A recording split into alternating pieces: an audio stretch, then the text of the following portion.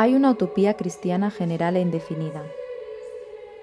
Esa utopía general debe concretizarse en términos históricos sociales. Esa utopía está en relación con el reino de Dios. El reino de Dios debe historizarse. El reino de Dios se operativiza mediante la puesta en marcha de una utopía concreta.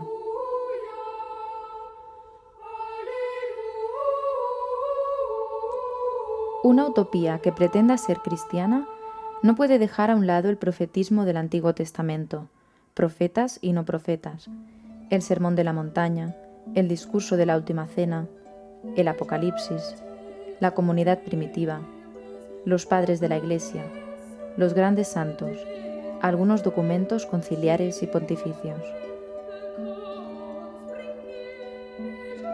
La concreción de la utopía es lo que va historizando el reino de Dios, tanto en el corazón del hombre como en las estructuras, sin las que ese corazón no puede vivir.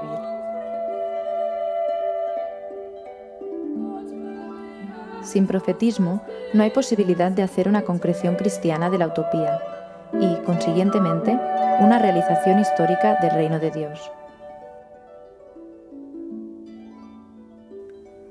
Se entiende aquí por profetismo la contrastación crítica del anuncio de la plenitud del reino de Dios con una situación histórica determinada. La contrastación de un reino historizado pone de manifiesto las limitaciones, falta de divinización o de gracia, y sobre todo los males, pecados personales, sociales y estructurales de una determinada situación histórica. Es así como el profetismo, que se inicia con esta contrastación, está en condiciones de preanunciar el futuro e ir hacia él. La utopía tiene un cierto carácter de ideal irrealizable de una vez por todas, pero al mismo tiempo tiene el carácter de algo realizable asintóticamente en un proceso permanente de aproximación.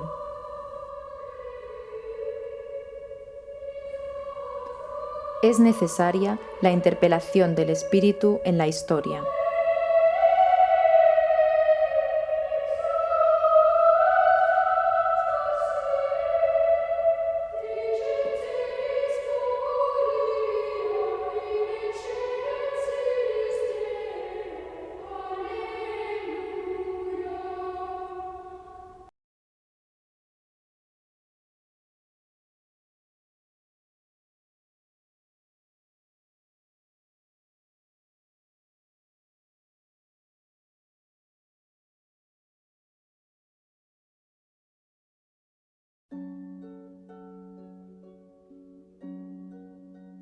La dinámica fundamental de venderle al otro lo propio al precio más alto posible y de comprarle lo suyo al precio más bajo posible, junto con la dinámica de imponer las pautas culturales propias para tener dependientes a los demás, muestra a las claras lo inhumano del sistema, construido más sobre el principio del hombre lobo para el hombre que sobre el principio de una posible y deseable solidaridad universal.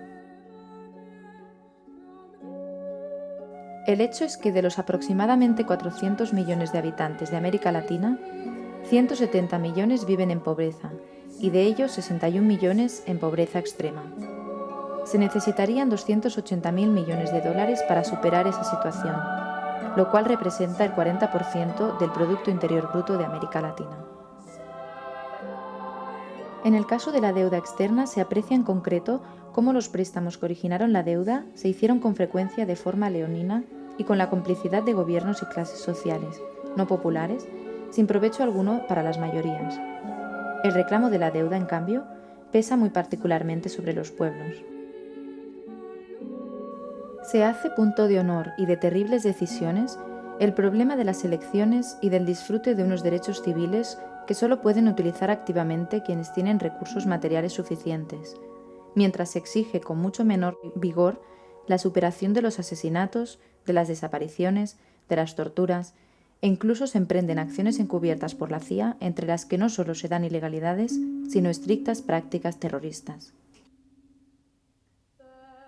Un orden y concepción del mundo, generadores incesantes de un mayor número de gente en pobreza cada vez mayor, que solo puede mantenerse por la fuerza y la amenaza mutua de destrucción total, que constituye ecológica y nuclearmente un peligro creciente de destrucción de la humanidad, que no genera ideales de crecimiento cualitativo, que se entrampa en ataduras de todo tipo. No son aceptables ni pueden ser los conformadores de un futuro deseable, no obstante los logros parciales que pueda suponer. La libertad sin condiciones reales que la hagan realmente posible puede ser un ideal, pero no es una realidad, ya que sin las debidas y suficientes condiciones no se puede ser ni hacer lo que se quiere. La liberación se entiende como liberación de toda forma de opresión y como liberación para una libertad compartida, que no posibilite o permita formas de dominación. No es primariamente la libertad la engendradora de la liberación, sino que es la liberación la engendradora de la libertad. No puede darse justicia sin libertad, ni libertad sin justicia. Desde el punto de vista cristiano, ha de afirmarse que los pobres han de ser no solo el sujeto pasivo preferencial de quienes tienen poder, sino el sujeto activo preferencial de la historia, especialmente de la historia de la Iglesia. La fe cristiana sostiene que es en ellos donde se encuentra la mayor presencia real del Jesús histórico, y por tanto, la mayor capacidad de salvación. La esperanza que anima a los pobres con espíritu les alienta en largos y difíciles procesos que a otros les parecen inútiles y sin futuro. Es una esperanza que se presenta con las características de la esperanza contra toda esperanza, característica tan cristiana, aunque, una vez dada, se alimenta con los resultados obtenidos.